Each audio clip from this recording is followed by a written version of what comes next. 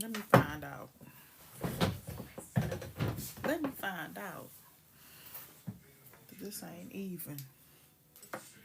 Don't play with me. Don't play with them. Don't play with them. Don't. Don't play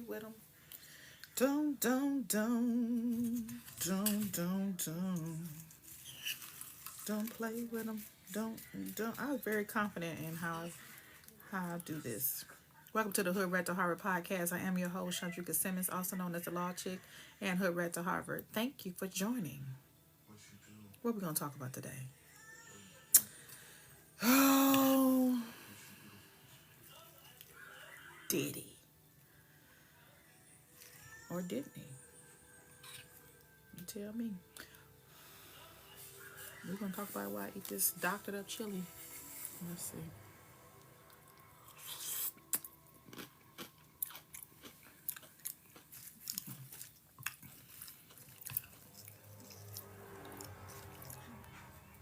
We could use some Franks.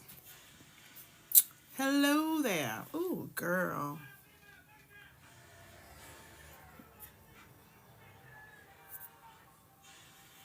Okay, Lex. Okay.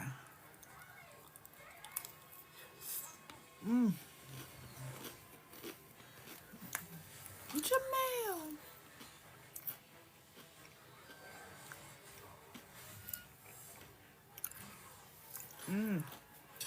Do y'all get notification when I go live?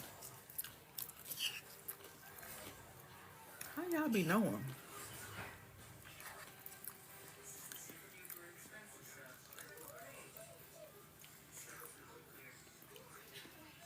Thank you, dark skin on there.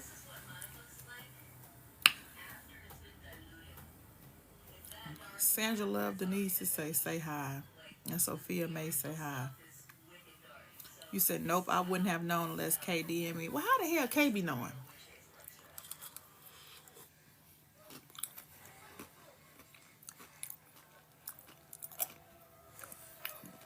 Amy said I just popped up. Okay, got a notification. Well, K my moderator. Maybe that's why you get the notification. Maybe. I don't know. I'm 50, bitch.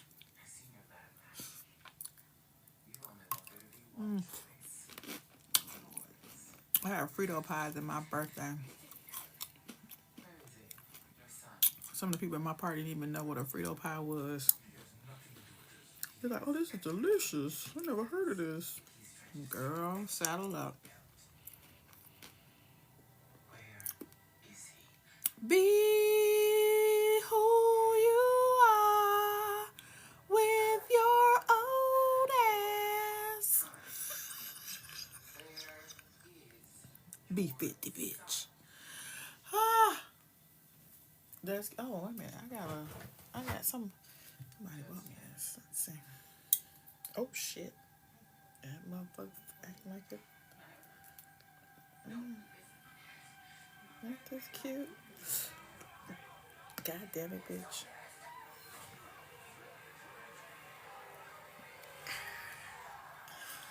Too cute. I'm done. I'm looking back and Lania. Is that how you say it? Lania? Lania?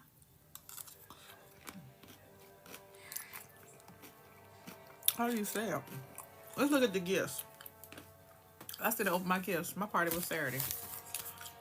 Whatever brings you happiness, whatever satisfies, whatever makes your special day just perfect in your eyes. Whatever birthday wishes that you hope to see come true, all these things and many more, I warmly wish for you. Happy birthday. Chino loved you. Chino gave me this, just like this. No envelope. I'll take it. That's 60. Let's see. Happy birthday. Happy birthday, Chandrika. Yeah. Okay, so let's see what we got. We got something in here. For your convenience, we have provided this protective paper insert to safeguard against potential damage during mailing. Please place this paper on top of the card. Make sure to cover the attachments before inserting into the envelope. Okay. Let's see. Happy birthday. Best wishes on your birthday. Thank you for always being there for me. Love you, Ian and Amber. Ezra and Elvis. Eris. All right. Come on, money. Thank you for the card. Ooh, wee.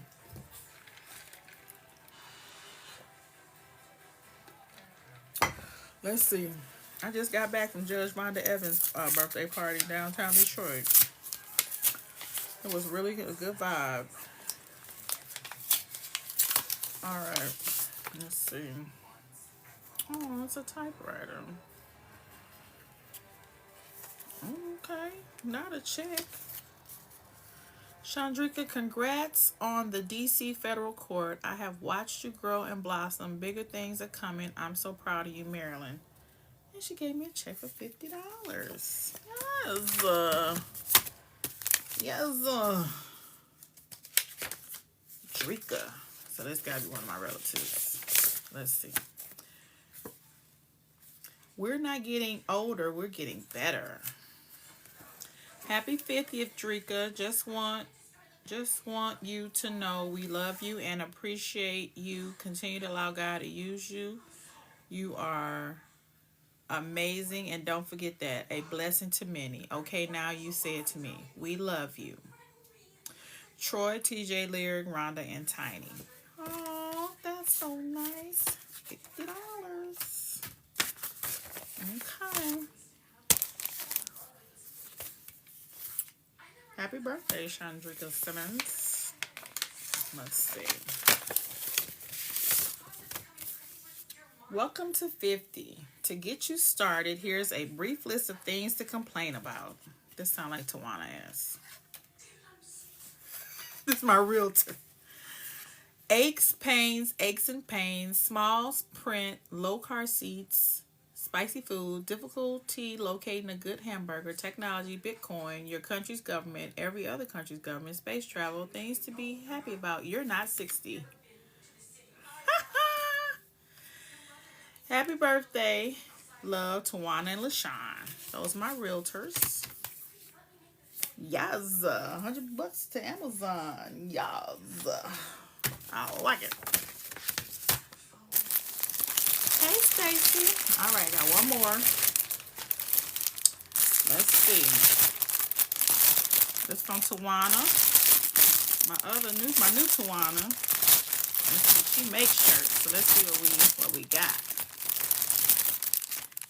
And if anybody interested in a shirt, that's her card. Tawana Poole. All right, so this says, what does it say? Original Detroit, Michigan, established 1701. I like this. This is cute. I shall be rocking that. Thank you. And then, oh, she gave me 3 shirts. All right, what does this one say?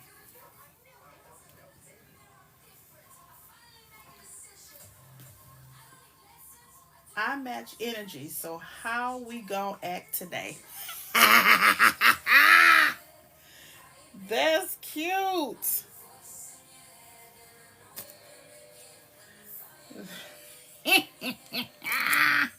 Hell yeah.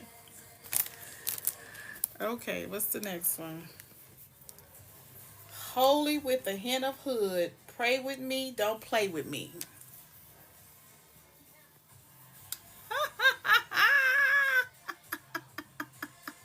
That's cute. I'm about to get that to my husband. Because I ain't holy, bitch. But I do matching energies. Try me. Try me. Try me. All right. So, Kay sent me the stuff on Diddy. Let's talk about it. Now that everybody's gone. But that's what we waiting for. Get them people out that don't want to be here. First off, let me pull it up. Hey, Ed. That lady G said, hey, good evening. All right, so let's go pull it up. I read the indictment. I did not read Don's lawsuit. So let's pull up the indictment. Sean Diddy Combs indictment. That man had everyone medical records. What that was on his label? Talk to me, Kay. I got to page. I was in court reading it while I was waiting on a break. Sexual gratification, enriching members and associates of the enterprise, including the leaders, Combs. Oh my. I read that. What'd you say? Medical? Hold on. Let me go find medical. Medical. Okay. Combs subjected victims to physical, emotional, and verbal abuse to cause the victims to engage in freak-offs. Combs maintained control over his victims through, among other things, physical violence, promises of career opportunities, granting and threatening to withhold financial support, and by other coercive means, including tracking their whereabouts, dictating the victim's appearance, monitoring their medical records, controlling their housing, and supplying them with controlled substances. What the hell? During and separate from freak-offs, Combs, among other things, hit, kicked, threw objects, and dragged victims at times. I read that part. I guess I skipped over the medical records part. Shit. Okay. Okay. When employees, witnesses to his abuse, or others threaten Combs' authority or reputation, Combs and members and associates of the enterprise engaged in acts of violence, threats of financial and reputational harm, and verbal abuse. These acts of violence including kidnapping and arson. In addition, on multiple occasions, Combs threw both objects and people, as well as hit, dragged, choked, and shoved others. He is so dumb, but surely other people do this too. Hey, Polly Murray. Here's the thing. This is what I used to tell people when I was a union lawyer, especially with them damn sheriffs I used to represent. When you get caught, you caught. Nobody give a whoop-de-woo what everybody else is doing. You didn't want to say nothing before you got caught.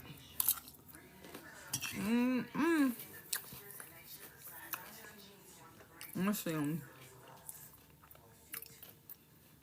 When Combs' authority or reputation was threatened by the possibility of negative publicity or legal or law enforcement action against him, including in or about late 2023,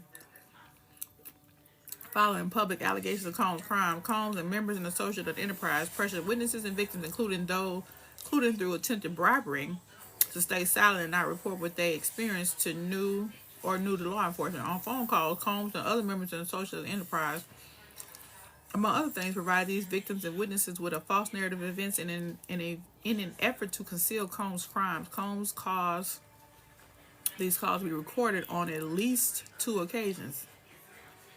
I thought they had tapped his phone. He recording the conversations and kept them.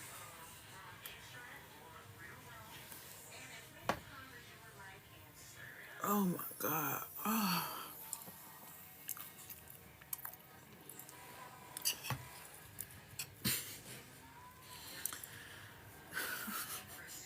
He is certified. For at least in or about 2008. Through, on, or about the date of filing of this indictment, In the Southern District of New York and elsewhere, Sean Combs, the defendant, and others known and unknown, being persons employed by and associated with Combs Enterprise, described in paragraphs 6 through 12 of this indictment. The enterprise engaged in racketeering, bitch.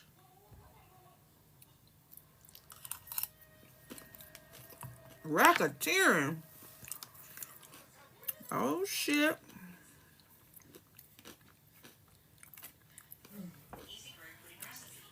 They're gonna get him on section 1962C. I know that one. What's the other one? Not they doing California kidnapping, California Penal Code.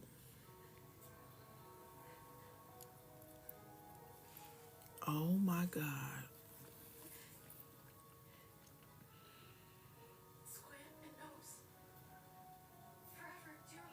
I thought this was filed in New York.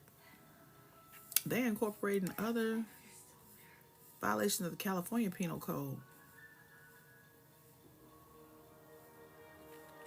Oh, wow.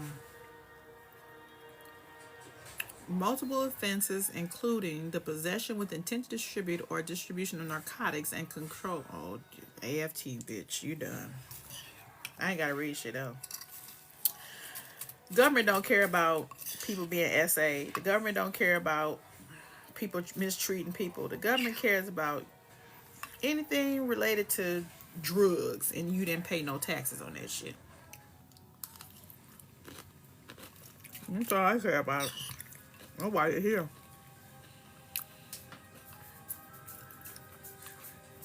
Not they finna have a time, child.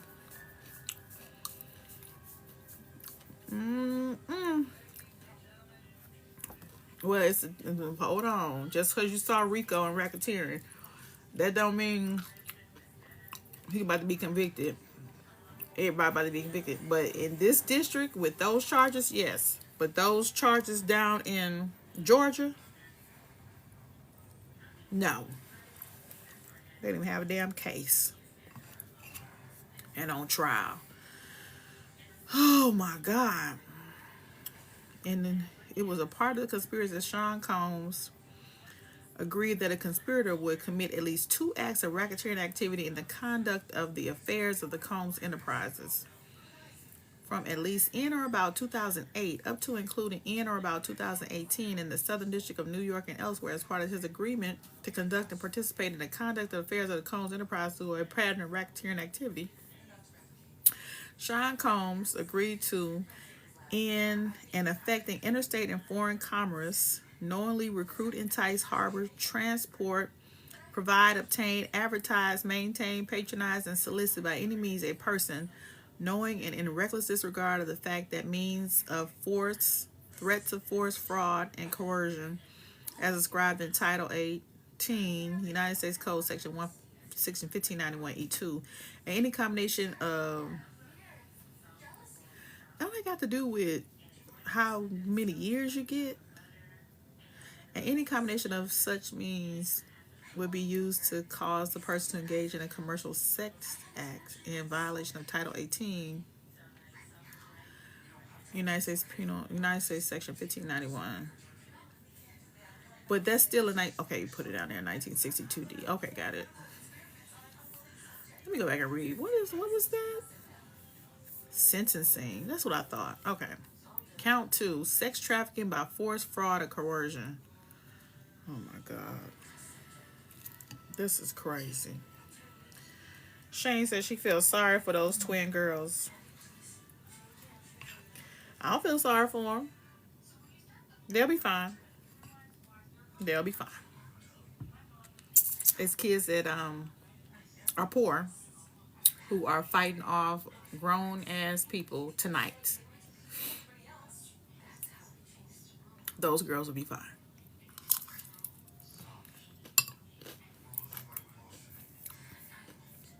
They will.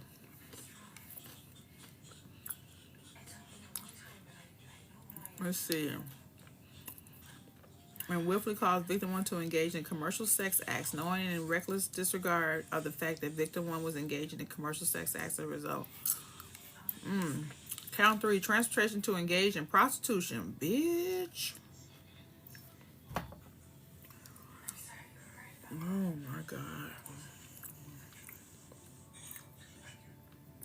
From at least in or about 2009 up to including in or about 2024 in the Southern District of New York and elsewhere, Sean Combs knowingly transported an individual in interstate and foreign commerce with intent that the individual engage in prostitution and attempted, aided and abetted, and willfully caused the same, to wit, Combs transported, aided and abetted, and willfully caused the transportation of female victims and commercial sex workers in interstate and foreign commerce on multiple occasions with the intent that they engage in prostitution.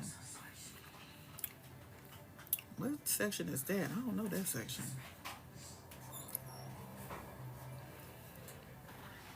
Oh, 24, 21. I'll never go over there. Forfeiture allegations. As a result of committing the offense alleged in count 1 of this indictment, Sean Combs shall forfeit to the United States, pursuant to Title 18, here we go,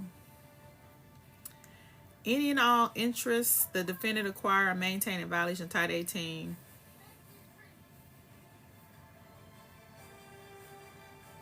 so now they taking all this shit from him. I know this is a cautionary tale. They've been watching you for years. You probably got on their radar when that J-Lo, that club shooting.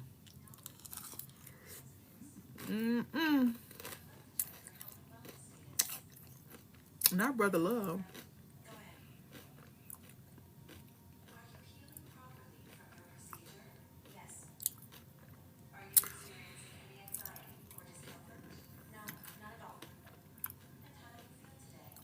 They want to take his houses, taking his real and personal property.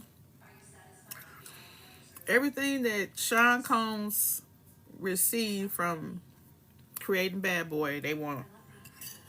Shit.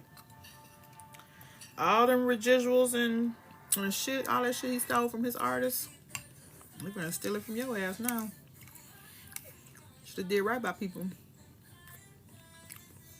As a result of committing the offense alleged in count 3 of this indictment, Sean Combs shall forfeit, god damn, more forfeiture.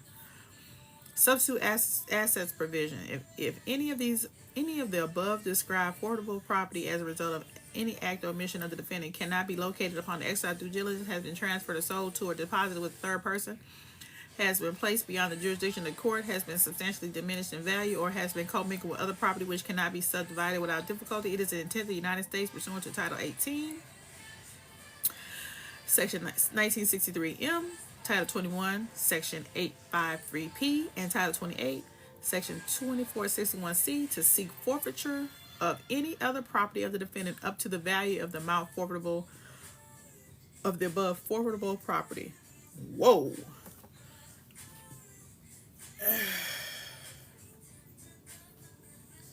Tony Charlo, what are you talking about? You said, I think it says since 2018.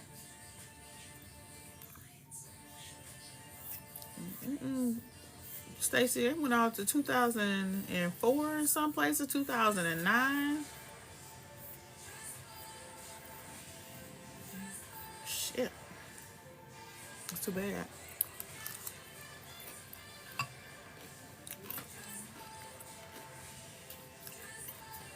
The club shooting was in the 90s, right? I think they've been having their eye on his ass for a long time. Well,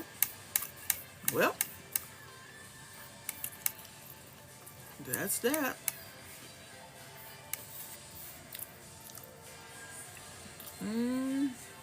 Save it. Save. All right, so that's that indictment.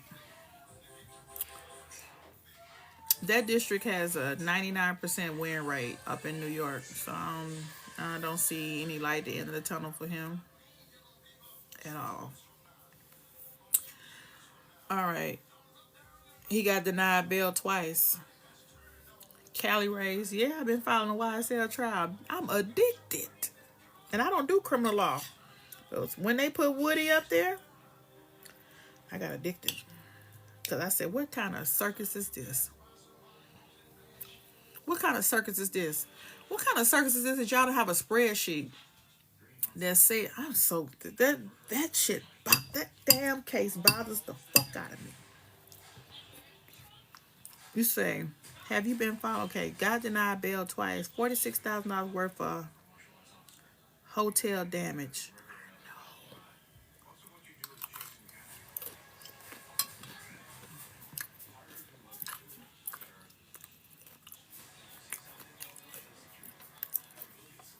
YSL case is still pending. Are you asking a question? The YSL Rico case is going on right now. They got two. One against Young Thug and a whole bunch of other co-defendants. And then in another courtroom, some more people. It's just wild. But Fulton County prosecutor ain't even bit more ready. And they should have never been on TV. They're showing everybody how incompetent they are. And I mean every single one of them. Every single one of them.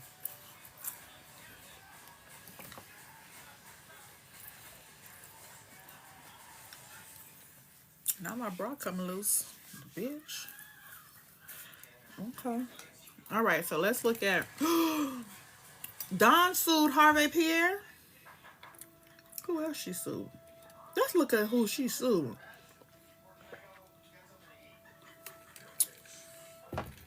Okay, so Dawn is from Danity Kane and Dirty Money. Hey, Kayla. They said they are going to hold him for at least 20 days before they even consider bail. Oh, he got enough money. He could have went to a country that don't do extradition. But, I don't know. He probably plead. He ain't going to go to trial. I don't think he's going to go to trial. All right, Don Angelique Richard suing Sean Combs, Harvey Pierre, Remote Productions, Inc., New Remote Productions, Inc., the Norderliner Group, November 15th, LLC, Daddy's House Recording Studio, Bad Boy Entertainment, LLC, Bad Boy Recordings, LLC, Bad Boy Entertainment Holdings, Inc., Bad Boy Productions Holdings, Inc., Bad Boy Books Holdings, Inc., so she want her money. The Sean Combs Music, Inc., Sean Combs Capital, LLC, Combs Enterprise, Universal Music Group, NV, Interscope Geffen, and A&M Records, Diageo America Supply, Inc., doing business as Ciroc Distilling Company, doing business as Ciroc Canning Company, Combs Wine and Spirits, LLC, Janice Combs Publishing, Inc., Janice Combs Publishing Holding, Inc., Sony Songs, a division of Sony Music Publishing, LLC, Love Recordings, Inc., Epic Records, Doe Corporations 1 through 10, and Doe Defendants 11 through 20.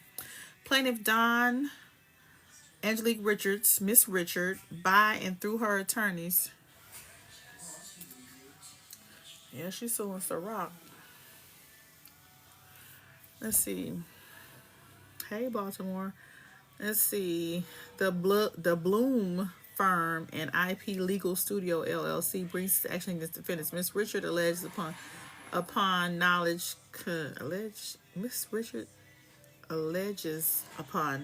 concerning her own experience and upon information believed as to all. Okay, she gonna have to overcome them interviews she made that said that he didn't do nothing to her, because he made a lot of them.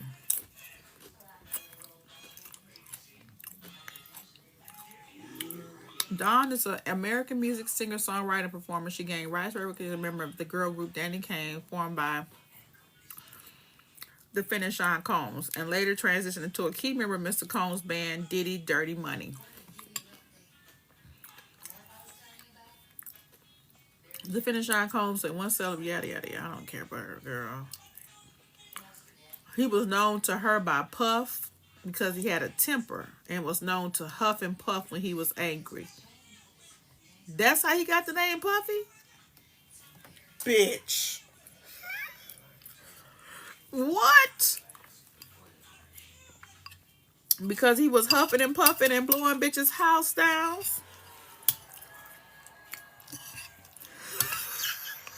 What the fuck? What? Over the decades, following his rise to fame, Mr. Combs' star-studded larger-than-life persona overshadowed his vicious temper and persuasive acts of violence directed towards those in his inner circle, specifically women.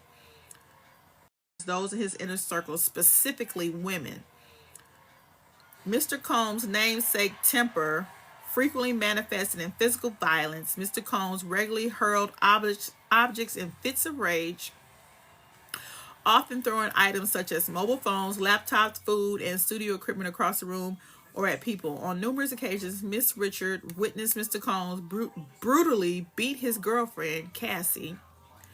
His persistent abuse included choking and strangling Cassie, striking her with his hands and with objects, slapping her and punching her, and throwing items at her, including a scalding hot pan. On many occasions, Miss Richard tried to intervene, offering Miss Ventura support and encouragement to leave Mr. Combs. Each time Mr. Combs learned of her efforts to help Miss Ventura, and he became enraged and threatening Miss Richard's life with statements such as, "You want to die today? I make a N-word go missing and I end people." Well, Tanya Chart, girl, me too.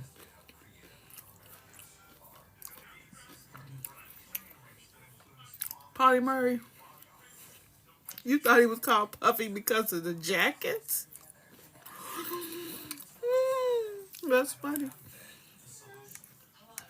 Compounding Mr. Combs' violent acts and death threats, he frequently exploited Miss Richards' musical talent as a singer and writer while withholding her rightful earnings, stealing her copyrighted works, and subjecting her to years of inhumane working conditions, which included groping, assault, and false imprisonment, among other things. Oh, Don. Oh, Don. Oh, Don. Oh, Don.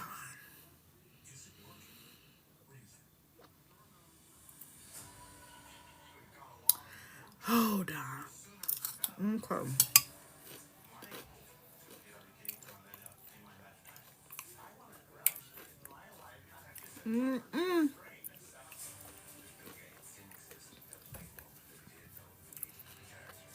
As more women courageously came forward, wait a minute, okay. Okay. Okay. Here we go.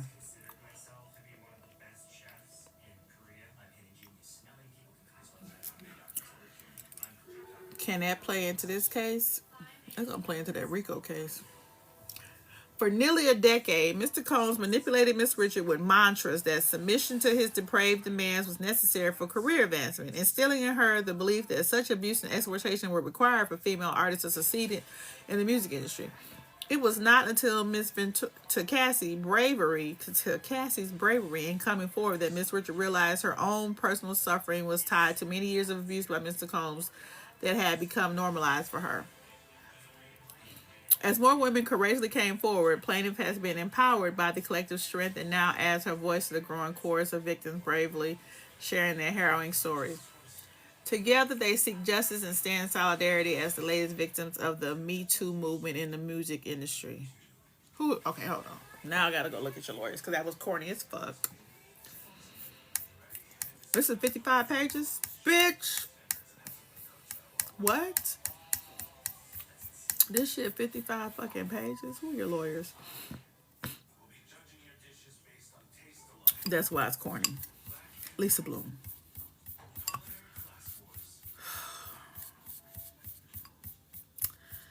Okay. Now that one boy, when he got that young attorney, he knew how to write.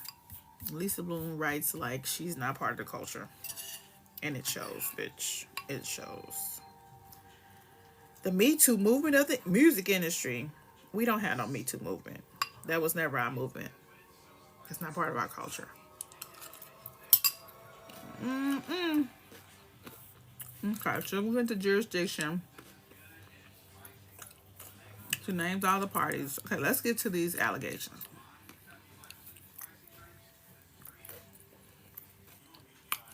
Jamel.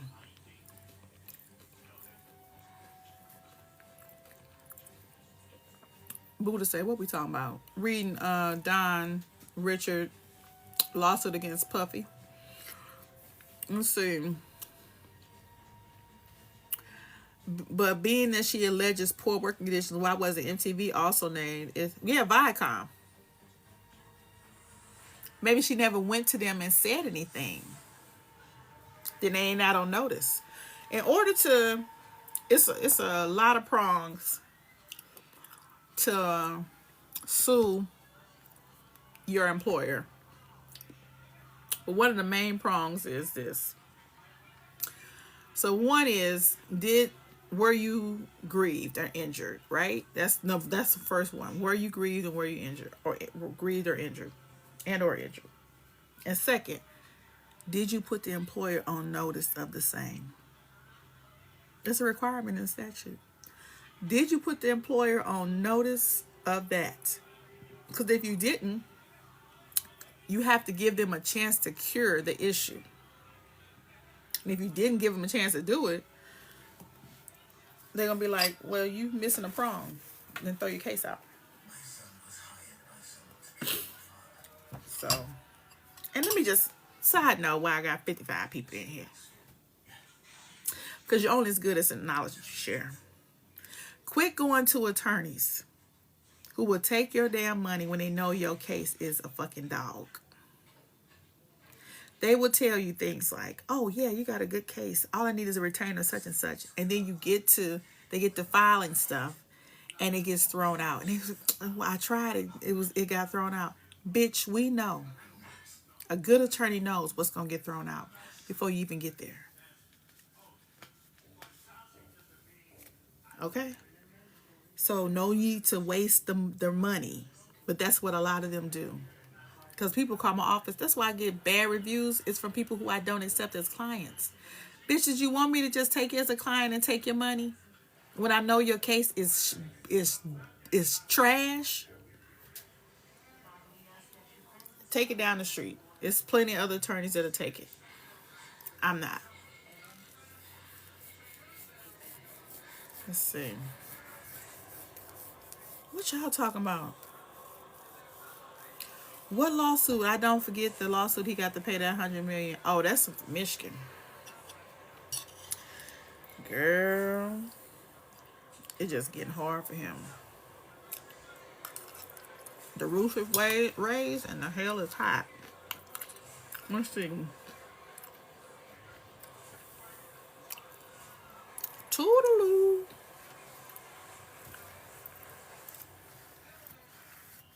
Oh, Eleanor, no, that's right. Eleanor paralegal. She know. There's plenty of them take it. And take your money. And then like, oh, case got dismissed. But they got your retainer money.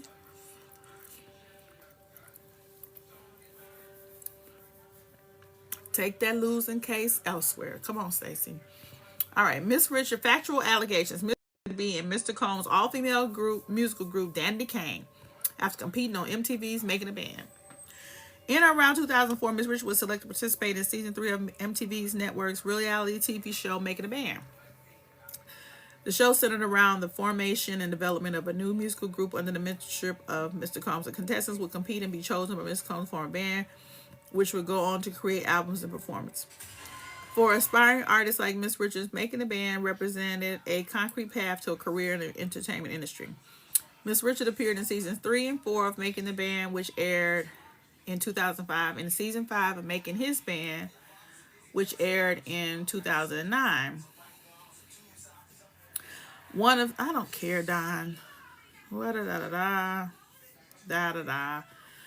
Danny Kane, yada, yada, yada. Yada. She said how much they sold. Okay, yada. Mr. Combs fired bandmate Aubrey O'Day and Juanita D. Woods. D. Woods is who I really like. Would get from Danny Kane on live television at the height of its fame in 2008, which resulted in Danny Kane being disbanded in 2009. Miss Richard first encounters Mr. Combs' aggressive, intimidating behavior and animus towards women. During the auditions and on the set of Making the Band, Mr. Combs projected an aura of superiority, wealth, and power.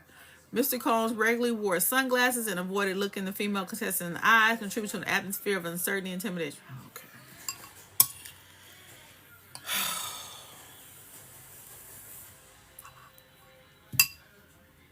Woman shit. Because, bitch, I don't give a fuck you wearing sunglasses. You can be Corey Hart all you want to, bitch. I wear my sunglasses at night. Oh my God, that's so irritating. During audition, Mr. Combs spoke to the female contestant in a hostile, condescending manner, making disparaging gender-based remarks such as calling them fat, ugly, bitches, and hoes.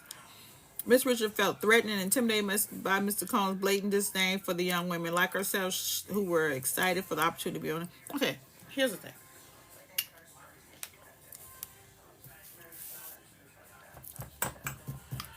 Two things can be true, right? Now move it to the side. In this case, I'm not buying it. I don't know who was we, but I watched every single episode of every series of Making the Band. He treated the men the same fucking way. Anybody here watch Making the Band like I did? Didn't he treat the men horribly? Talking down to them, condescending, calling them, you think you tough, playboy? Didn't he do that? I thought he did that. I saw that with my own eyes. I think he's an equal opportunity asshole. Remember that one girl? What was the one girl? She was from Flint or Milwaukee or something. Light skin, could sing, but she had a husband that didn't play by her. Remember her? How he talked to her and talked to her husband? Sarah.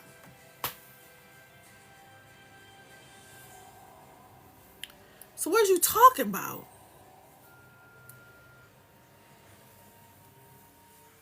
I remember the cheesecake episode. But he talked to everybody crazy. He didn't single out. I didn't see where he would. I didn't watch those and I was like, oh, he hate women. I watched those and thought, you are a pure asshole. And there's no fucking way that I would work for you. Male or female. I just wouldn't. Because I'd be done popped you in your mouth. I don't give a fuck. You're going to talk to me sideways and crazy. And they let him talk to them sideways. Remember when they did the R&B? Remember when they did he made them do an R&B battle? A singing battle. Ooh, ooh, ooh. Them young boys was up there with them Wayne counties going to the back singing their little hearts out and wanting to fight. Had that misguided anger because Puffy had treated them horribly and now he was making them attack each other. Remember that shit? And that was day 26. So, okay, Don. All right. Once the band was made, Mr. Combs' contempt for women was readily apparent as he continued to display aggressive and hostile behaviors towards Miss Richard and all her female Dandy Kane bandmates. Mr. Combs regularly referred to the 5 women as bitches and hoes and denigrated their physical appearance. Okay. I think I've called women and men in this live bitches and hoes. That's why you got to be a part of the culture to know what it is. And see how Don let this shit go? You went and got Lisa Bloom and now she's telling your story and it doesn't sound like the narrative doesn't fit. Because calling somebody bitches and hoes ain't that big of a deal, bitch. Ho.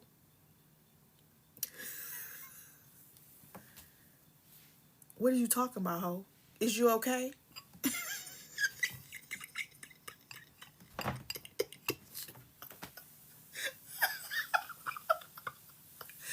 Is you okay, bitch? God damn.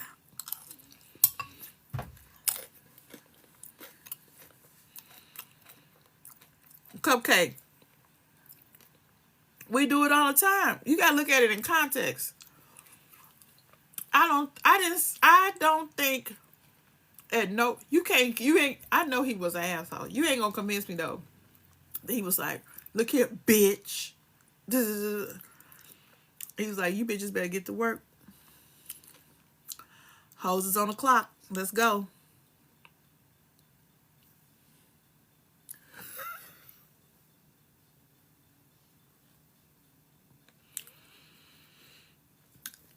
You see what I'm going with this?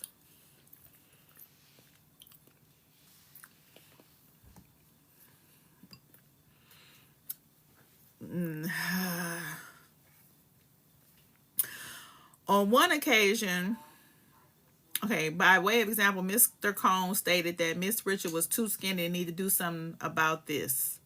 Her face. She did. Y'all remember how Dawn used to look? She went and got plastic surgery. And she was very, very skinny. Whereas D Woods was very... And he wanted a certain look for the group. Now, bitch, you in it. Do you want to conform or not? You can go home.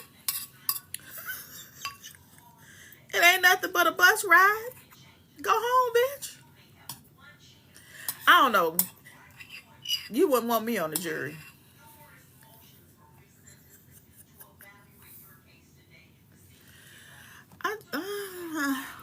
Okay. Jamel, what you mean she did Katrina? Okay, on one occasion, in around 2005,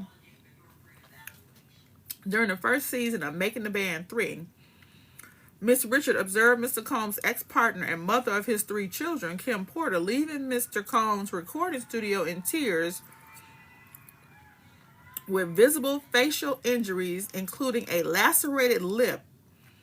Realizing that Mr. Combs was capable of committing acts of violence against women caused Miss Richard to feel deep apprehension and fear that Mr. Combs could one day physically harm her.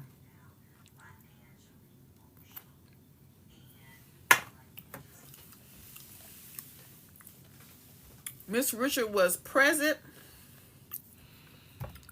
Miss Richard was present when Mr. Combs was introduced to Cassie for the first time in around 2006. She from Nolan, she lost everything in a hurricane. She said it on the show. Yeah. I want to know what Aubrey O'Day's doc says. She's been waiting with laminated receipts in APA format. Come on. He should have had Bad Boy Baby oil.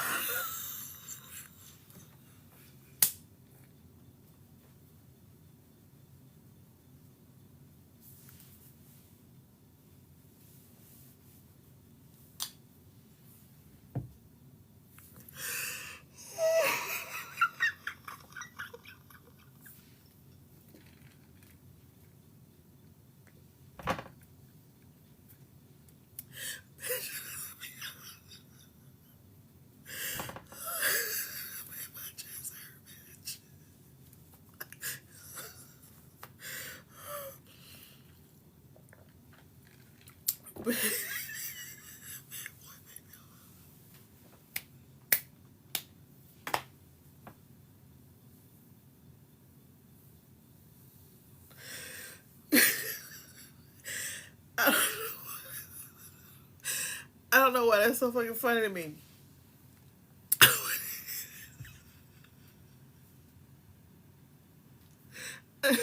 I'm sorry. That shit got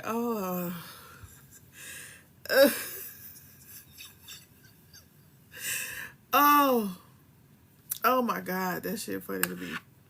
I'm sorry. Oh my God. Okay.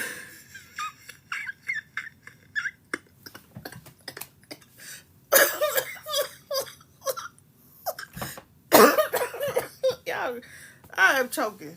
Bitch, you got me.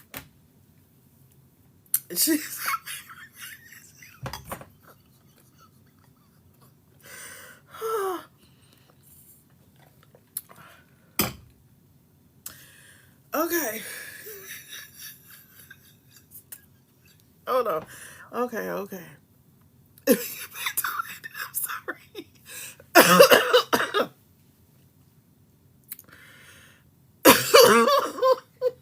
He gonna need it in prison.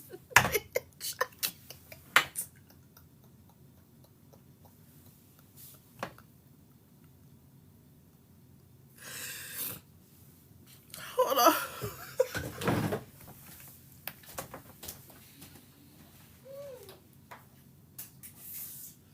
Oh my God. Oh my God. Oh my goodness. Oh, come on, 10,000 likes. All right, so Miss Richard was present when Mr. Combs, okay, got that.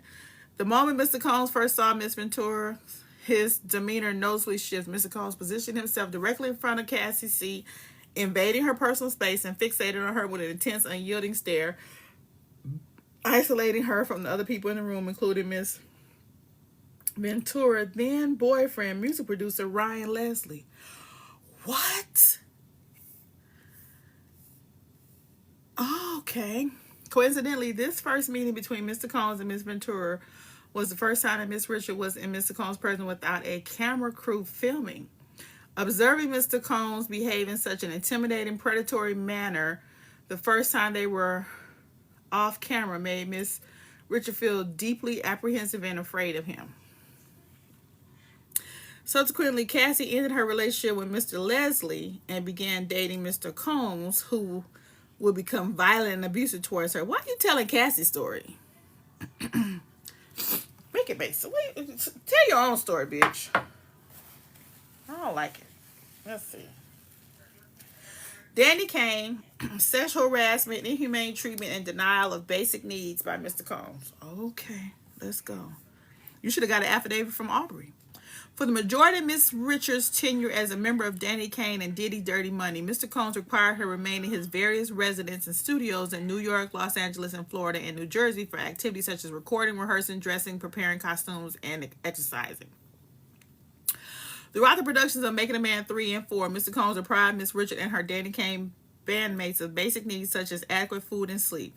When Miss Richard or her Danny Kane bandmates requested meals or rest, Mr. Combs refused and chastised them with derogatory comments like, "You bitches don't want this," or "Y'all are not hungry enough, and I'm paying you bitches to work." Sounds like me. All right, this demeaning behavior gradually...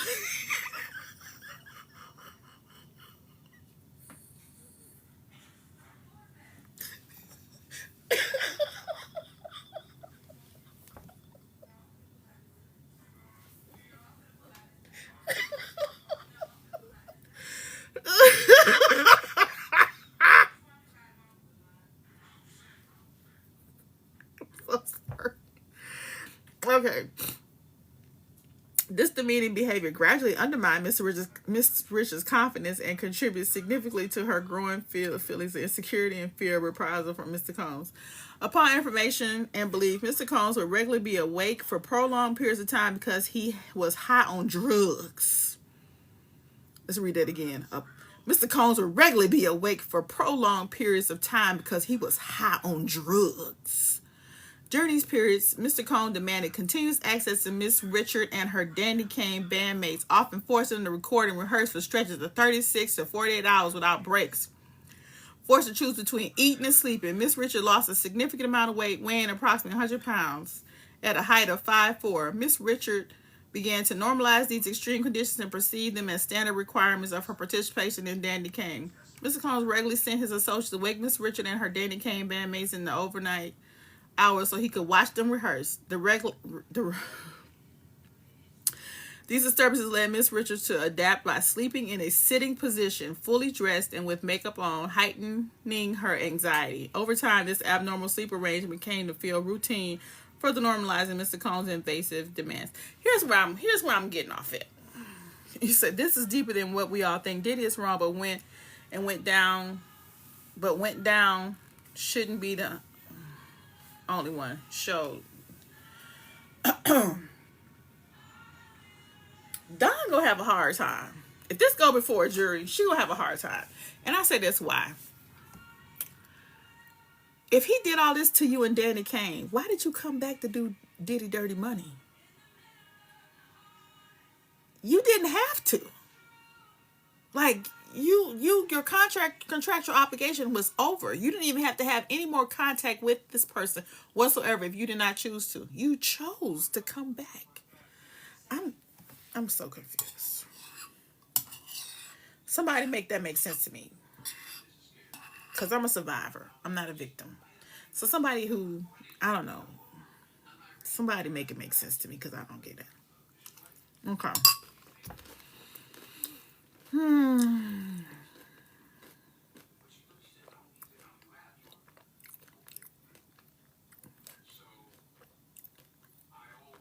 Jamel, here we go. It don't make sense now. It don't make any sense. Okay. It said, in addition to exhausting rehearsals, Mr. Combs required Miss Richard and her bandmates to participate in intense workouts with a personal trainer. On one occasion, while running on the beach, Miss Richard became so dehydrated that she vomited.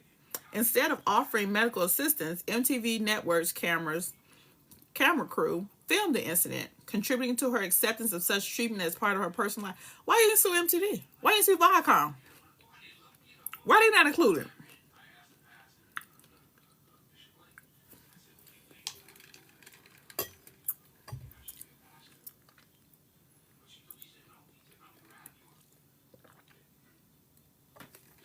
Why you ain't sue MTV who filmed you? If that was a significant part of your life, and nobody from that film crew helped you, why you ain't sue Viacom? I'm so okay. The unrelenting and rigorous schedule of rehearsals, performance, and near constant filming. Cap, it don't make sense. What do you have considered? Okay, Nicole. I don't understand the question. I was gonna read it. Then it wasn't coming out right.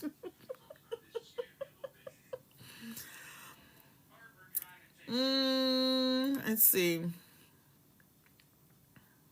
Would I have considered representing Puffy if they hadn't paid you the right amount of money? No, this is a criminal.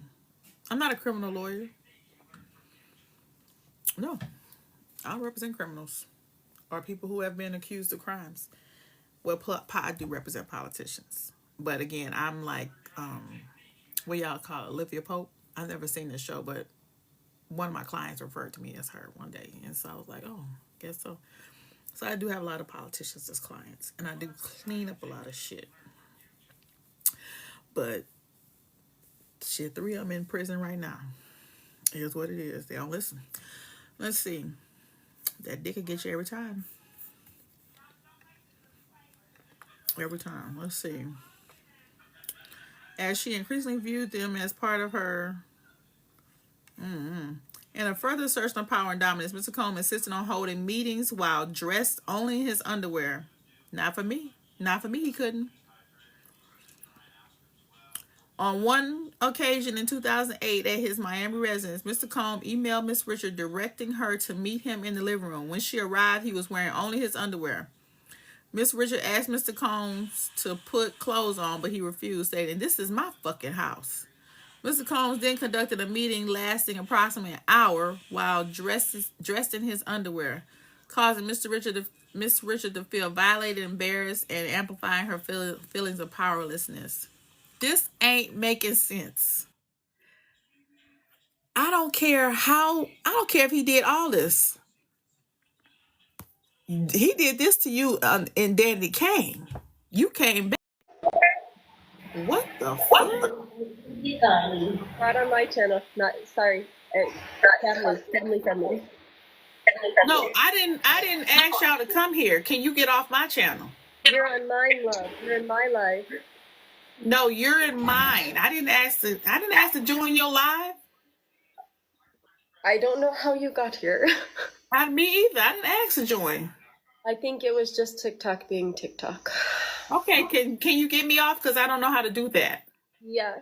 Do you want me to teach you real quick in case it happens again, darling? Yeah, please. Okay, so at the bottom, at the bottom of your screen, hold on. And you're gonna see like in the corner, hold on, let me look. That's what this is for. On the bottom, you're gonna see something that says hosts, and it's gonna have like the plus sign in the host. You're gonna click on that. Oh, over here. Okay, and what I do? On the left-hand corner, you're gonna click on it, and then a little thing is gonna pop up, and then there's gonna be a little, I don't know what that is. It's like a little rectangle with an arrow going right. Okay. And then you click on that. And that gets me out. Yep. I'll do it for you this time, and then you can do it for yourself next time, love. Okay, thank you. No problem, sweetie. It's happened to me so many times. I appreciate it. What the fuck? What the fuck? Girl. Oh.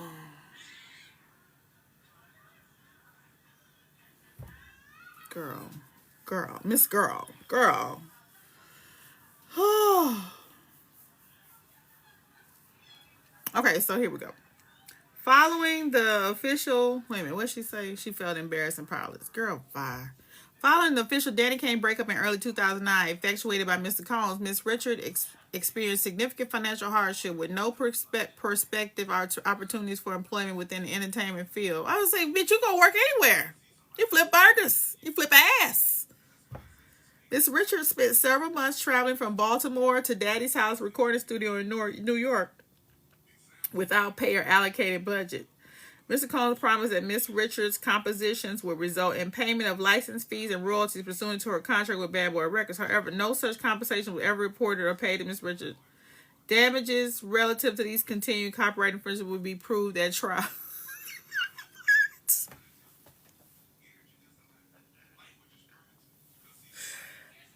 Let me just tell this story.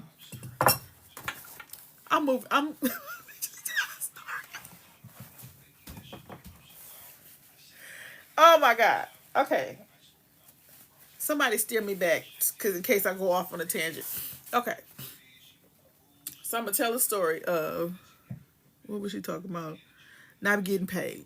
Okay. So I used to work for a union, and I had the best boss. He was my best boss I've ever had. Y'all tell me my nose nasty. Get me together, bitch. He was the best boss I ever had. However, I was in a union, and I represented unions. And so he wanted to change our contract to where, because we didn't pay anything for insurance, right? Like the people we represented. So we didn't pay anything for insurance. And he wanted us to pay 12% of our salary to go towards our insurance. When I told my union president at the time, I said, I don't give a fuck how nice he is. I'm not giving up 12% of my motherfucking salary to go towards insurance. Fuck him. Fuck you if you go along with it. And I'm going to strike, because I'm voting to strike. I'm telling you, he's the best boss I ever had. But I don't give a fuck. Give me back my motherfucking money. And they called me. I mean, I was getting calls from once I told her on the phone what I said, I got calls from all, like, random ass coworkers. Chandrika, what you talking about striking? We got it good here, this and that. I said, we had it good till he started talking about taking 12% of my motherfucking salary to go towards some fucking insurance. Well, he gonna get it back some other way. I said, no, the fuck I'm not. Bitch, I said, if you take 12% from me and then over here say you give me something else, then why you just didn't leave that alone? Do you motherfuckers get it? If you giving it to me somewhere over here, then why you just didn't leave this alone? I said, are y'all really sitting at tables negotiating contracts? Because I would never encourage any of my members that I represent to take that deal. The fuck? So you sitting up here telling me you going from New Jersey to Daddy's house in New York and you ain't getting paid no fucking money? Here it is, 2024. This was 2009. You still ain't got your motherfucking money? Puffy gonna have to see me. Puffy gonna have to see me, bitch. See, I don't give a fuck who got a busted lip up in here. We can all be just some fighting motherfuckers up in here. I don't give a fuck. I don't care. Because if you're not paying me how I'm supposed to eat, you didn't even care about you enough. The shit is, that's wild. I don't get people like that. Why you don't care about you enough? I have a whole household to take. I got kids. I got a husband. You take him, run me my motherfucking money. Fast. Here's the wraparound for that story. He took the 12%. They all voted. Me and maybe 2 more of my coworkers voted that contract down. But the majority voted for it. So he took the 12% from us. He then came and got me and said, Chandrika, I got a position for you so you can make some money. And gave me another title. And I made twice as much than what he was taking from me. And I said, and you motherfuckers who voted. He's like, you a fighter. You a fighter. You motherfuckers that voted for that contract, y'all lost money. He gave me another title and gave me my money back plus some. Them motherfuckers hated me. Fuck yeah. Fuck yeah.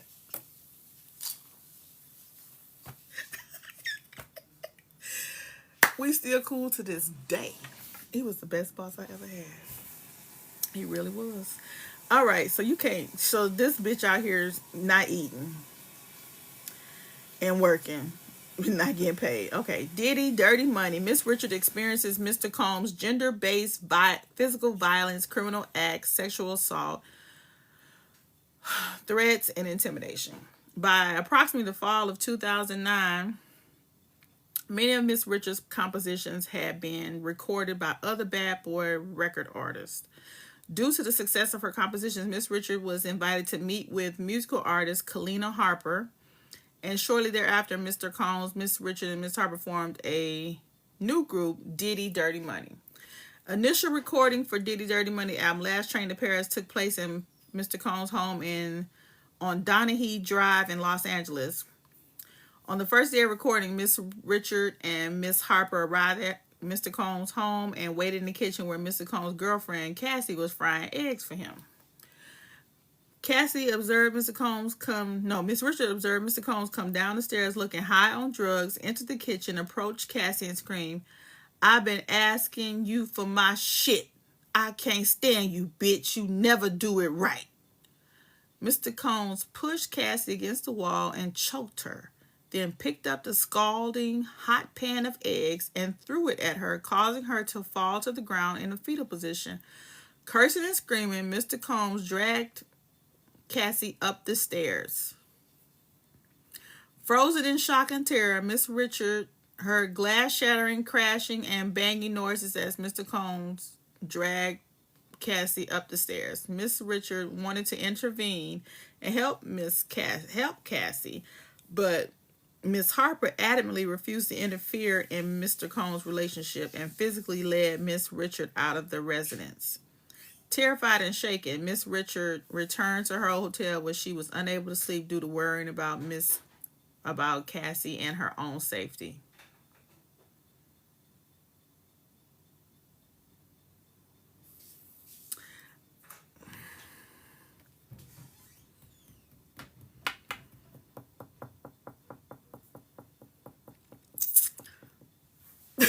I'm sorry. Hold on. Let me get it together because I'm trying. I know we've been having a hard time, Gen X, on this app since the car ass up here showing out with Samara, who is my Louisiana home girl. The fuck? So let me get my shit together. Okay. I'm not laughing at what he did to Cassie. What I'm perturbed at is, had it been me, which I've been in a situation like that, and what I yelled out was, bitch, you okay? Do you need some help? Because if you're not going to leave him and I jump in and he beat my ass, then I'm going to turn around and beat your ass. Because why did I even help? Why did I intervene? I yelled, bitch, you need help? Are you okay? You need me to do something? You didn't do none of that shit. You didn't get a girl a chance to say, help me. Nothing. You just went to your hotel room and prayed for her, where your prayers hit the ceiling and hit the floor, bitch, because God don't know you like that. The fuck? Oh, I can't wait to put this up on my podcast. Hoodrat2Harvard on all platforms. Oh my gosh. Okay, so the following day, Miss Richard received a call demanding that she return to Mr. Combs' residence to continue recording. Mr. Combs brought Miss Richard and Miss Harper into the recording room in his studio, locked the door, dimmed the lights, and gave each of them flowers. Mr. Combs went on a length. I don't think you stating this is normal. This was just a lover's argument where no one was hurt. This is what love is. I'm giving you an opportunity. If you want him to make it, you'll shut your mouth. If you say anything, there'll be consequences. Mr. Combs further warned that people end up missing. Being threatened while locked for over 20 minutes in a small enclosed space with Mr. Combs after observing Mr. Combs violently assault Cassie the day before, Miss Richard was terrified and genuinely believed that Mr. Combs would follow through on his threats. In or around November 2009, after the Soul Train Awards in Atlanta, Georgia, Mr. Combs flew Miss Richard and Miss Harper to his house in New York on his private jet for an after party. There were many well-known celebrities at the after party, and copious amounts of illegal drugs were being openly consumed. Upon information belief, Mr. Combs had arranged for dozens of young women and girls, some of whom appeared to be underage, to be transported. Okay, Don, you lost me. I can't fuck. I wasn't fucking with you anyway, but now I'm really not fucking with you, Don. So you was at a party and you saw young girls, and you knew what they were there for, and you said nothing.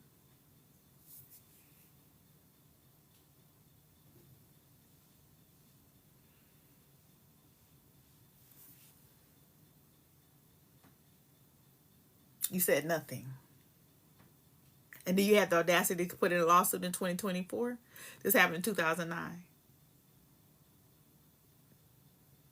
You said nothing. Okay. Okay, girl. I don't see it for you, bitch. At all. At all. At all. These missing side teeth don't see it for you either, bitch. They don't see it for you. The fuck?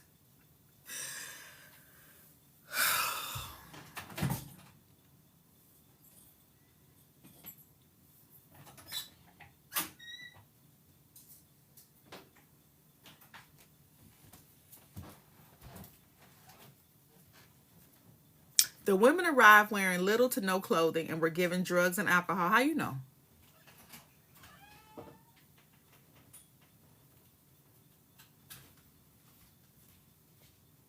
How you know?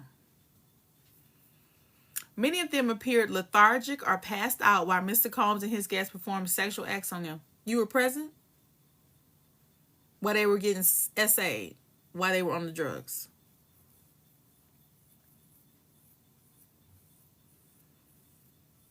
That what you telling me in this lawsuit? Miss Richard believed that her presence at the party was a test to see whether Mr. Combs could trust her.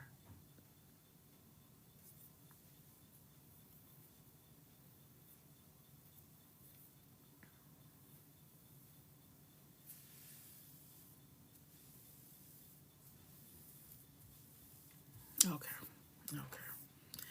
Mr. Combs repeatedly said things like, this is a buffet. Enjoy yourselves. This is what we do. This is how we party. Miss Richard felt shocked and horrified at the sight of Mr. Combs and his guests violating incapacitated young women and implored Mr. Combs' personal assistant, Capricorn Clark, to allow her to leave.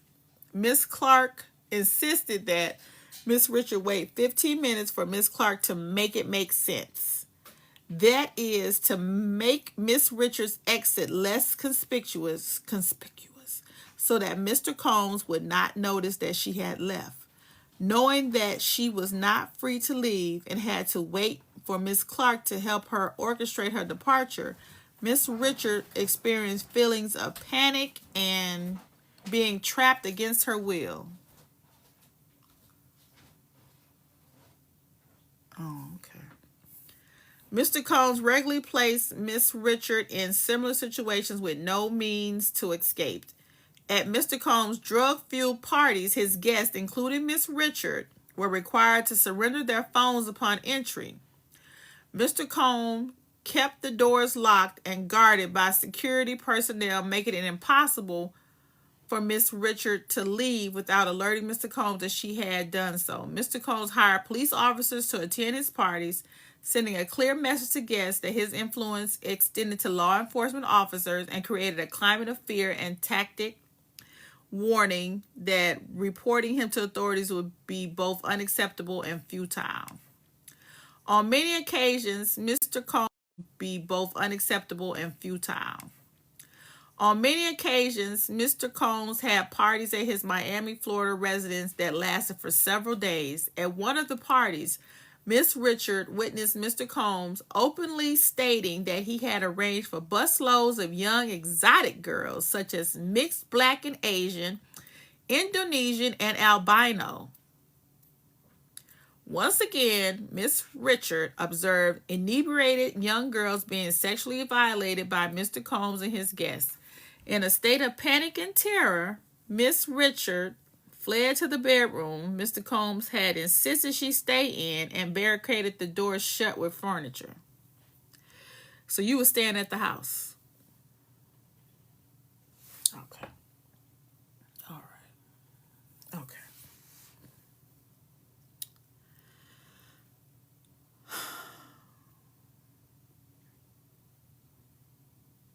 Okay.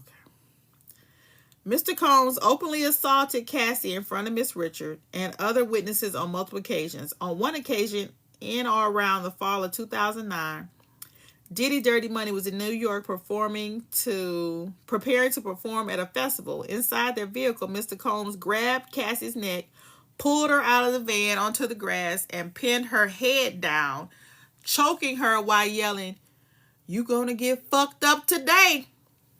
This incident took place in the backstage area just outside the festival and was entirely visible to passersby. In another instance, in or around early 2010, Mr. Combs punched Cassie in the face in the bathroom of a party in Los Angeles. Frequently, when Cassie attempted to voice an opinion or stand up to Mr. Combs, he would strike her or wrap his hands around her throat and choke her.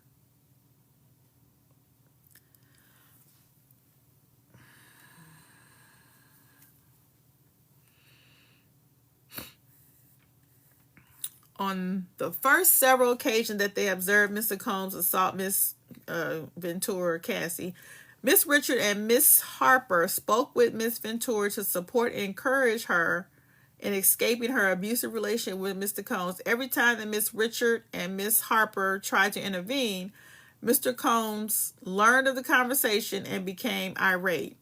Mr. Combs screamed at the women, "Y'all bitches don't get in my relationship. Don't tell my bitch what she need to be doing. Just make money and shut the fuck up. I end artists. I shelve careers. You could be missing.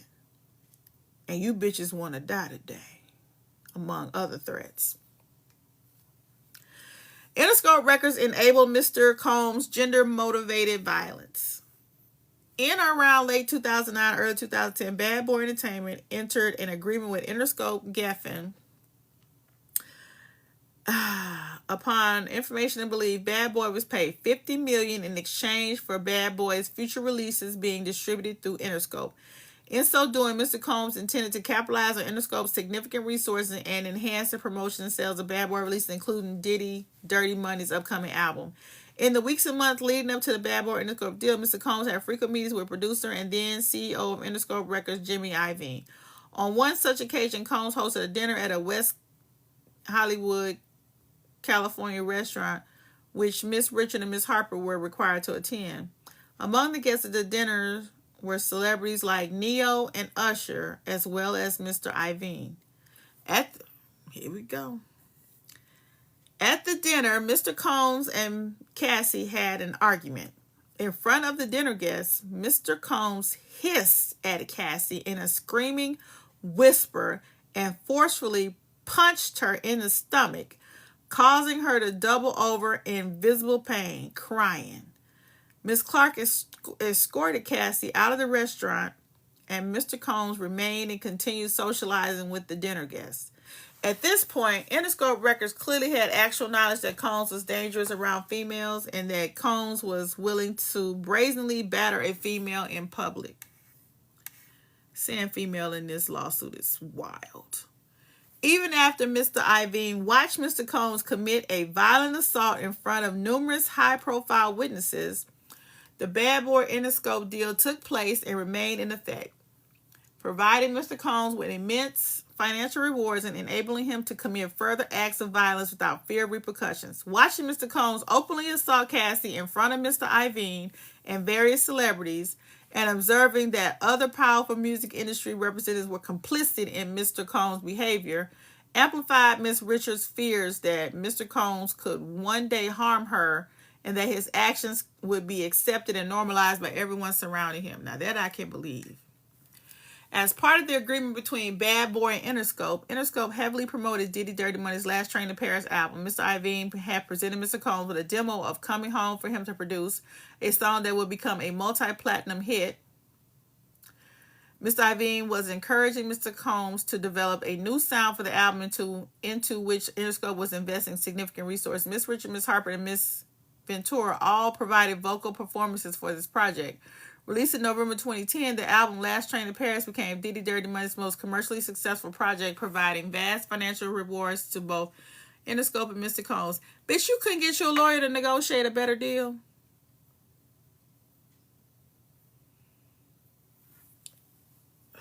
She irritates my spirit. Okay.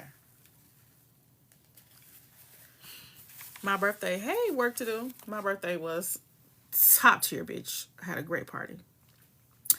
Diddy Dirty Money. Mr. Combs subjects Miss Richard to labor trafficking and oppressive working conditions. Okay.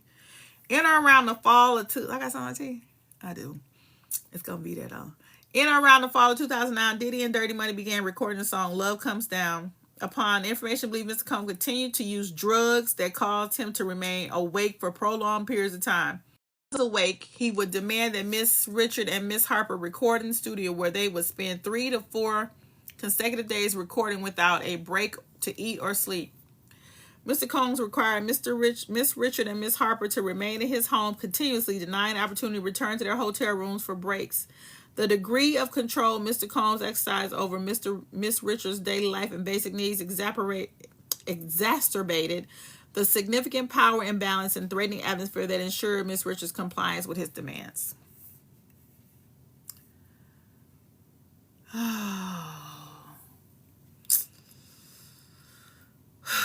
Mr. Combs regularly left the studio and required Miss Richard and Miss Harper to stay and write verses to songs. Occasionally, Miss Richard tried to leave to get something to eat or to go to her hotel. Whenever Miss Richard tried to leave, Mr. Combs would call and demand, "Where the fuck are you? We have an album to make." Mr. Combs frequently made threats, especially if they asked for food or rest, stating, "You're a bitch. I don't want to see your fucking face. I make N-words go missing and I make things go away." Okay, y'all just said that up there. This is just repeat. Each time Miss Richard returned to the studio immediately, believing that Mr. Combs was capable of following through with his threats. Mr. Combs criticized Miss Richard for being too skinny, yet denied her request for food and demanded that she drink only peanut butter shakes. What? Mr. Combs had full meals prepared by a chef and ate them in front of Miss Richard and Miss Harper, never offering them food. Girl, y'all sat there and let that motherfucker eat in y'all face. Is you okay, ho?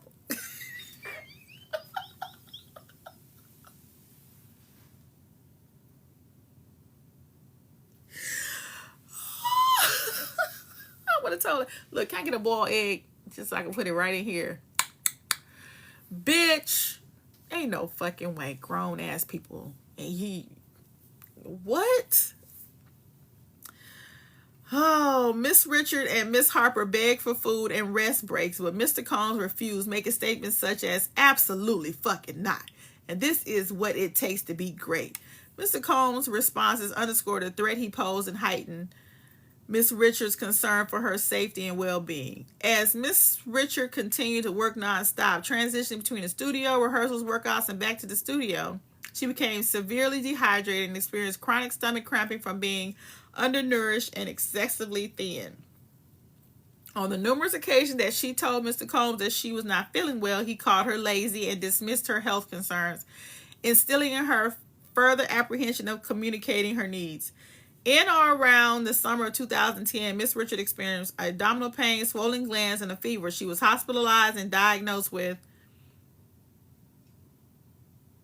arthralgia, joint pain due to overuse, sprains, tendinitis, and infection, anemia, and a low white blood cell count. Miss Richard presented Mr. Combs. Okay, first off, now we fucking up my eyes. Now we fucking up my eyes. All right, so let's get that together. Hold on. Let's get this together. All right, hold on. Okay.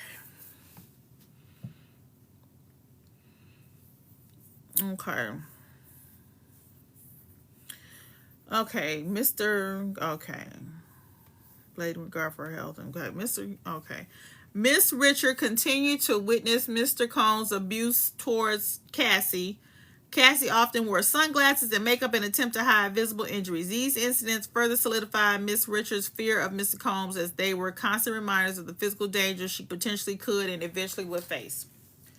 Mr. Combs often exhibited uncontrollable anger during recording sessions, throwing objects like albums, laptops, and food. Okay, that's cold, bitch. Summer is over. I am cold. Okay. Let's see.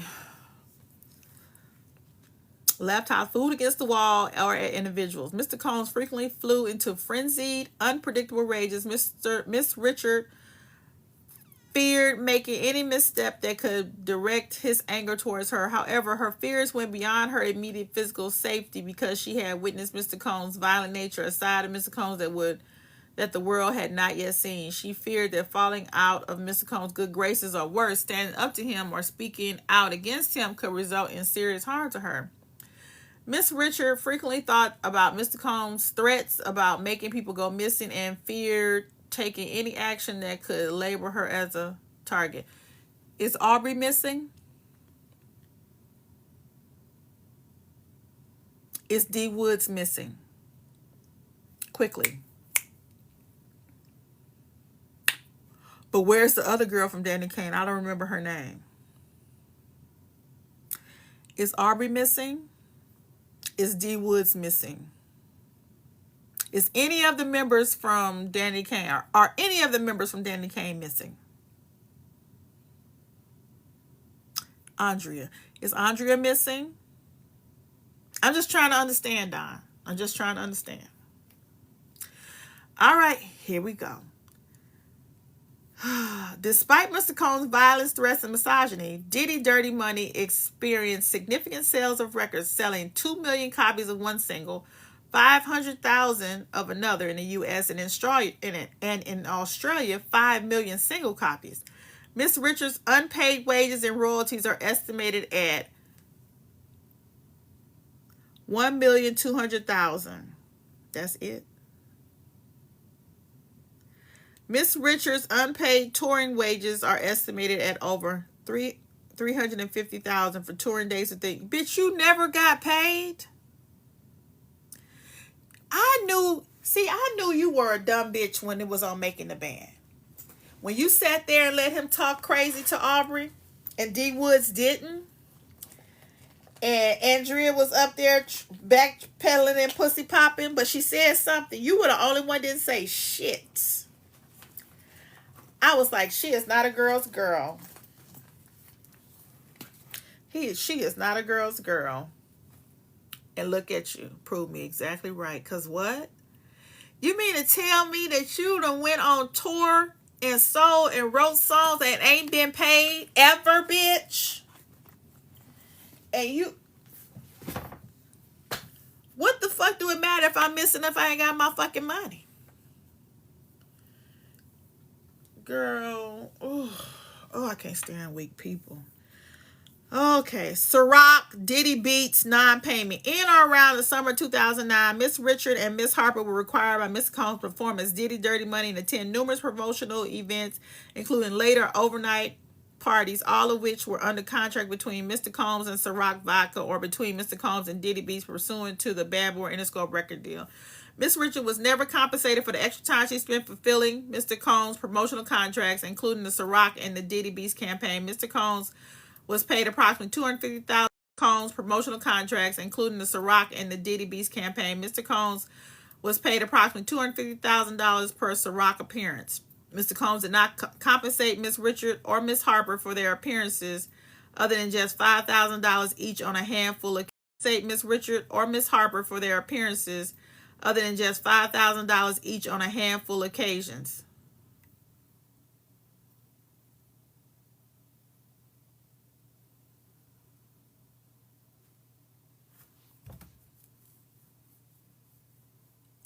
Shit, the IG girls is getting more than that for fucking club appearances. Is you okay, ho? Let me not call you ho. Let me hold your hand while I tell you this, bitch.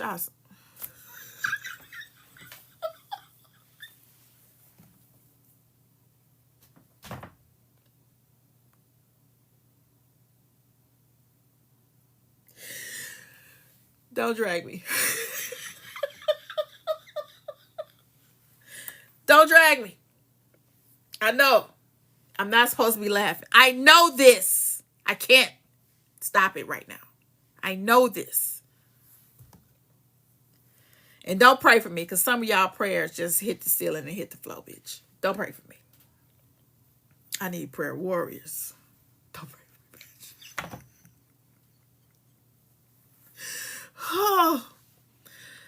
Oh my God. $5,000. What the fuck? Okay. Additionally, Miss Richard was required to appear and to promote Diddy Beats. What was Diddy Beats? Somebody Google it. What was Diddy Beats? Through parties, albums, songs, and videos. Over time, Mr. Combs was paid $6.25 million for 25 Ciroc shows that Miss Richard was required to attend. Following each show, Miss Richard and Miss Harper approached. C-Dubs, I'm trying, C-Dubs. Can't you see I'm trying? I'm trying, C-Dubs. These missing teeth want to be seen, bitch. I don't know what to tell you. I don't know what to tell you. They want to be seen.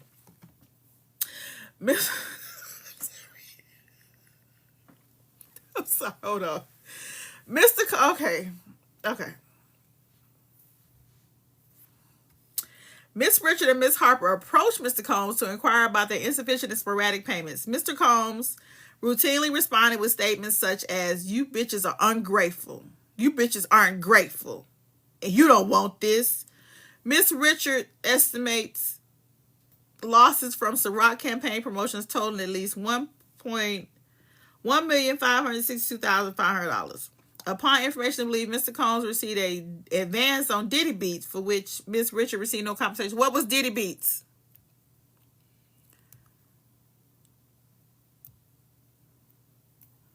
Did anybody say what Diddy Beats were?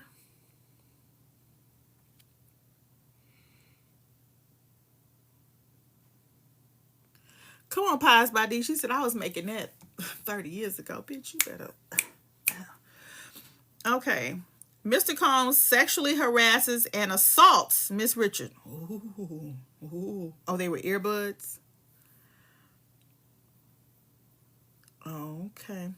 So, between approximately 2009 and 2011 throughout Diddy Dirty Money's recording process, rehearsals, and performance. Mr. Combs repeatedly ordered Miss Richard to strip down to her underwear. Bitch, I know you fucking lying.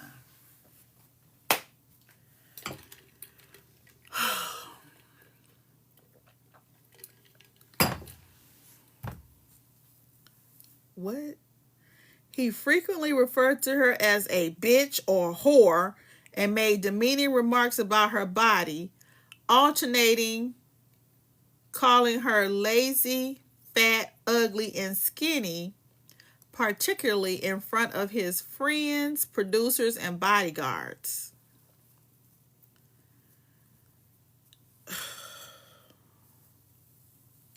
Mr. Combs frequently held meetings with Miss Richard wearing only his underwear, despite Miss Richard protests and repeated requests for Girl, we already said that earlier. How you let him strip you down to your underwear? Were you testing out clothes, outfits? Often while they were recording in the studio, Mr. Combs would hold parties where he would invite young men and women who were often scantily dressed and appeared underage to use drugs and engage in sex acts. Y'all need to arrest this bitch. You're not gonna play in my motherfucking face. Why did she bring this lawsuit, bitch? Do you know how crazy you look?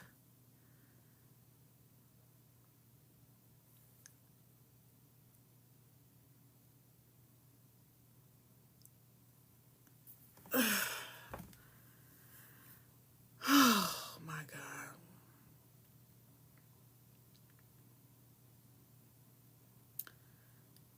What the fuck?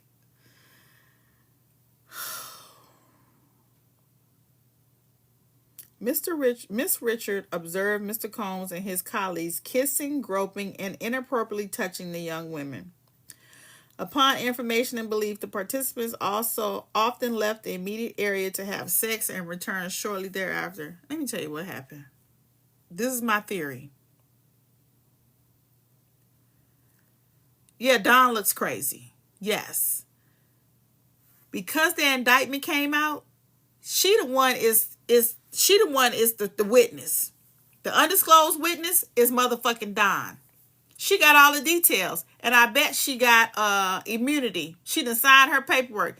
And that's when she filed her lawsuit. Once she got her immunity and she signed her fucking paperwork, she filed this motherfucking lawsuit. Because, bitch, ain't no fucking way you don't go down too. You admit to being there, watching underage children be sexually assaulted and drugged on more than one occasion? It's akin to the YSL trial where Woody is the killer. Yeah, he ain't the one they want. They want Young Thug. What? He up there done signed his immunity agreement, but you the killer. Here, Don, you are an active participant because you were a voyeur. You were watching young children get sexually assaulted and get pumped full of drugs, and you said nothing. Bitch, I know you got immunity.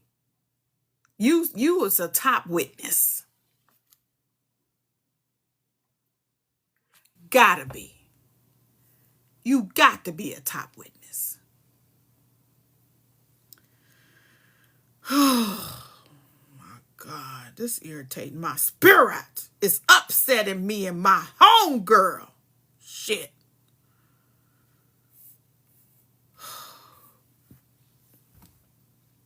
On numerous occasions between approximately 2009 and 2011, under the guise of preparing for performances, Mr. Combs would intrude into Miss Richards' changing room at Daddy's house unannounced while Miss Richard was undressed. Even though a female stylist was present and assisting Miss Richard with her wardrobe, Mr. Combs would grope Miss Richards' body, including her bare buttocks and her chest or area near her breast.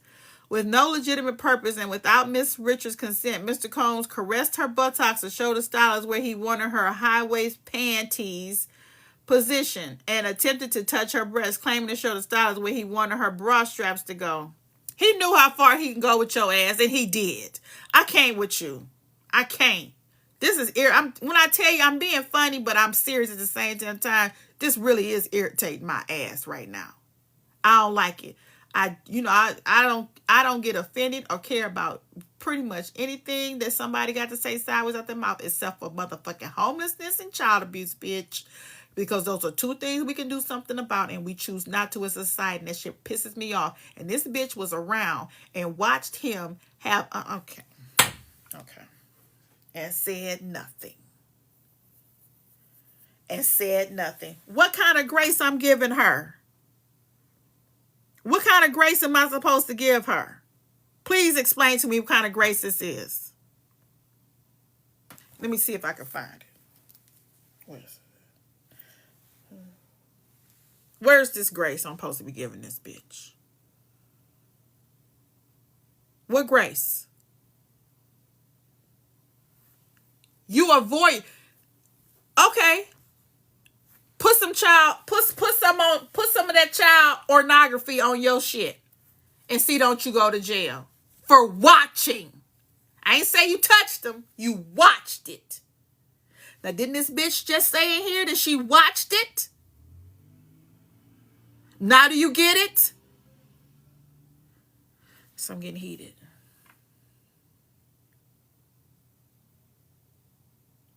Let me calm down.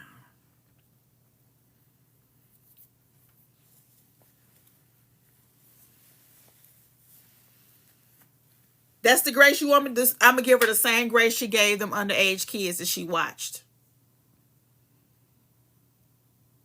I'm going to give her the same grace she gave them underage kids. Betcha she got immunity. Betcha she did. Betcha she come off as a witness. Betcha she a witness. It's too much details. Everybody who has sued him has been the victim. Now we get the voyeur. One of the people on the inside that was watching. Do you see the different dynamics? Cassie was a victim. So while the underage kids was getting this and that, she was getting it too. Now we have the perspective of the person who was watching. I didn't make it up. This is her fucking lawsuit. Oh my God. Oh. Let me get my shit together. When Mr. Combs would enter the changing room, Miss Richard would cover her chest with her hands to prevent Mr. Combs from seeing or touching her breasts. When Mr. Combs would touch her body, Miss Richard would attempt to swat his hand away and say, "Don't touch me." Mr. Combs frequently smacked Miss Richards' bare buttocks and often commented on her body, noting that although she was too skinny, she had an ass. Ignoring her visible and communicated discomfort, Mr. Combs persisted and continued to intrude when Miss Richard was in the dressing room, continued to touch her buttocks and breast area under the guise of showing the stylist what to do, and continued to smack her buttocks without her consent. In or around October 2010, Diddy Dirty Money performed in Glasgow, Scotland, where Mr. Combs engaged in overt sexual advances towards Miss Richard. On numerous occasions when Miss Richard exited the dressing room fully styled, Mr. Combs looked at her approvingly and smacked her buttocks while making comments such as, "You're looking good. Okay, Don, okay. I see what that is," in a flirtatious tone. Each time Miss Richard moved away and asked him not to touch her, Mr. Combs disregarded her protests.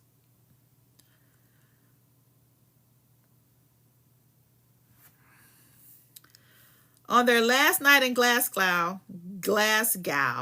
Miss Richard witnessed Mr. Combs and several other males gang-banging Mr. Combs' female assistant at the hotel pool. What the fuck? Miss Richard immediately left and went to her hotel room.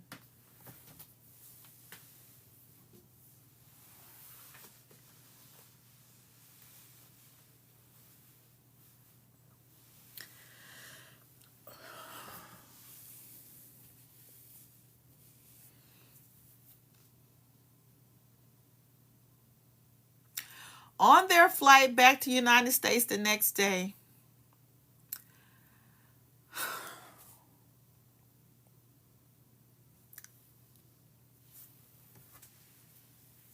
let me tell y'all something. Only a few of you bitches see me cry on this goddamn app. And that video footage is gone because TikTok refused to let me download it. Bitch, I'm damn near in tears right now. You watched.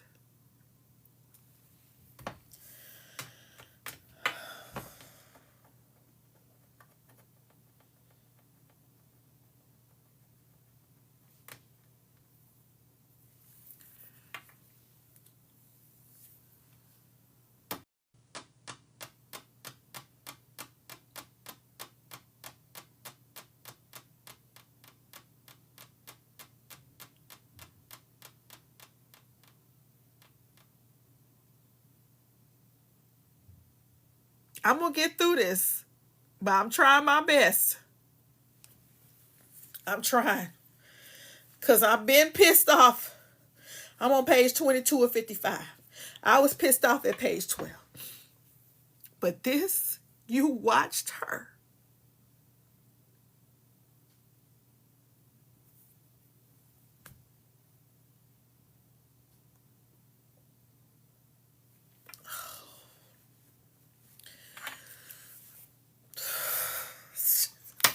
Shit fucking me up. This shit fucking me up. Oh my God.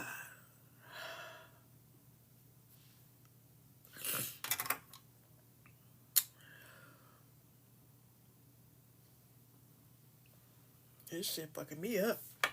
Shit, I ain't got my glasses 30. Bitch, I'm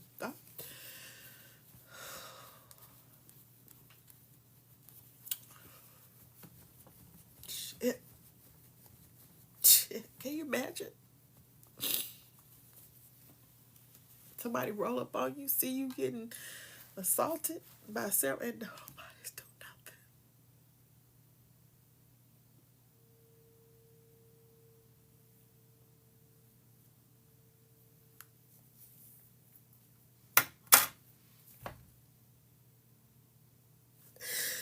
Ooh, I'm trying.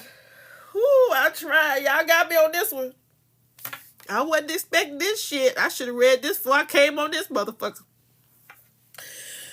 Whoo, wee. This shit, bitch, I can't see.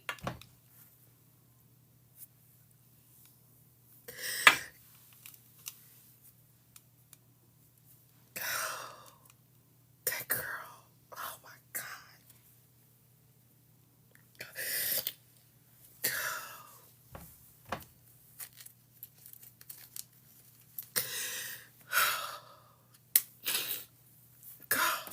Shit.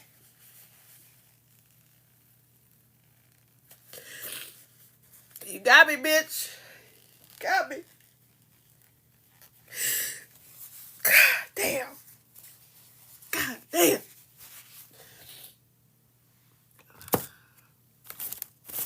God damn. I was strong. I was strong. Page 22 took me out, bitch. It took me out. Oh, page 22 took me out.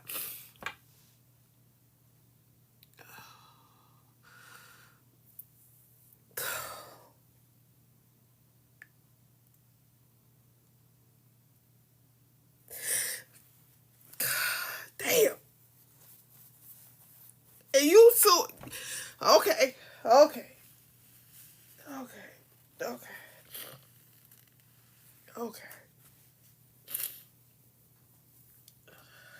Okay.